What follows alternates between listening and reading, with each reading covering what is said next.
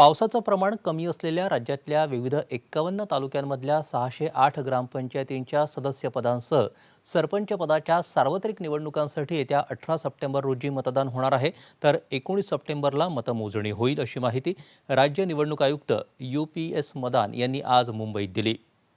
निवडणूक असणाऱ्या क्षेत्रांमध्ये आजपासून आचारसंहिता लागू झाली आहे. 18 ऑगस्ट रोजी निवडणुकीची अधिसूचना जारी केली जाईल. 24 ऑगस्ट ते 1 सप्टेंबर या कालावधीत नामनिर्देशन पत्र दाखल करता येतील, तर 2 सप्टेंबर रोजी अर्जांची छाननी होईल आणि नामनिर्देशन पत्र मागे घेण्याची अंतिम मुदत 6 सप्टेंबर 2022 असेल. सर्वोच्च न्यायालयाच्या आदेशानुसार पावसामुळे निवडणूक कार्यक्रम बाधित होण्याची शक्यता कमी असलेले 51 तालुके निवडून तिथं ग्रामपंचायतींच्या सार्वत्रिक निवडणुकांचा कार्यक्रम जाहीर केला आहे.